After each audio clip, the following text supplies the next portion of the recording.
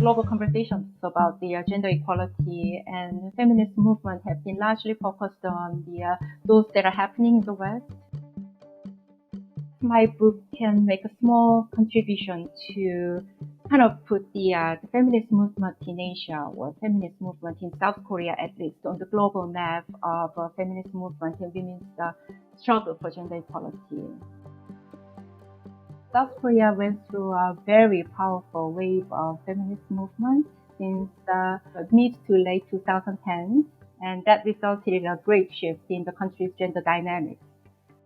More than 70% of women go to college, which is one of the highest level in the world, and in fact higher than the men in South Korea. They are basically stonewalled by this rampant sexism and discrimination in a lot of workplaces. Thanks to the power of social media, a lot of women started to share their stories about, everyday sexism or gender violence they experienced in their daily lives. And that kind of created this, I would say, collective awakening among a lot of young women in the country. And then in the end, they kind of create this momentum. 거기에 그 모 검찰 간부가 이제 동석을 하였습니다. 예. 옆자리에 앉아서 허리를 감싸 안고 엉덩이를 쓰다듬는 행위를 상당 시간 동안 하였습니다. 2018 onward, we had a very robust wave of Me Too campaign that made a lot of women across the country to come forward and share their stories about sexual assault in a magnitude that were never seen before. A lot of women kind of banded together to bring down a lot of powerful men who were accused of sexual misconduct. South Korea is a technologically very advanced country that really punches above its weight in terms of fast internet penetration, social media use, or smartphone penetration in the entire population. It still has this patriarchal culture that largely sees women as a sort of sexual object.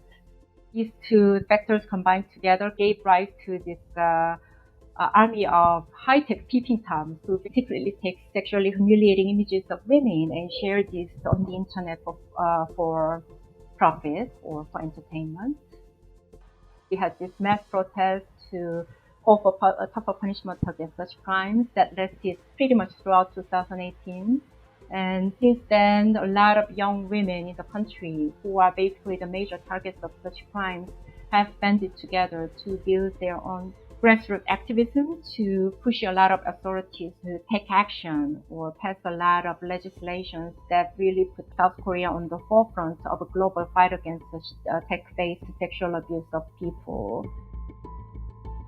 The outbursts of feminist activism that have happened in South Korea for the past few years also triggered some sort of cultural backlash or cultural pushback by those who thought that women have gone too far.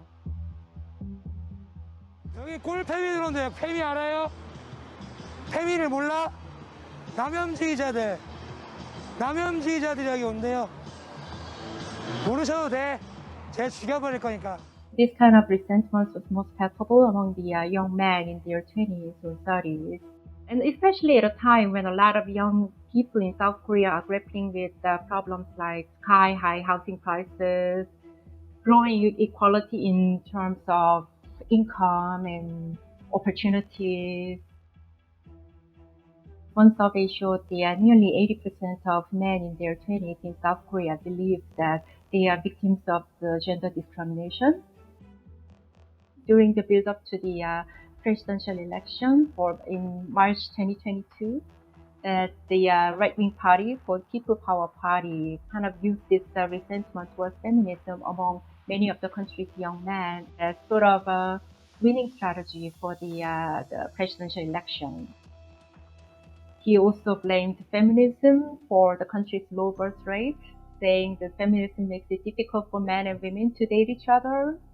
And most famously, he also promised to dismantle the country's gender equality ministry. Gender equality is really at the heart of this problem we are having in terms of the low birth rate, because a lot of women, they believe that getting married and having child is a really bad deal for their lives, for their career, and for their personal aspirations. This wave of feminist movement for the last few years gave a lot of women kind of the language, new language to define the everyday injustice they felt now seeped into everyday lives and everyday conversations among so many people, not just women, also men as well. Me Too is really not the battle between men and women. It's a battle between the past and present, or the past and the future. And I think a lot of men and women in South Korea have already taken steps towards that future.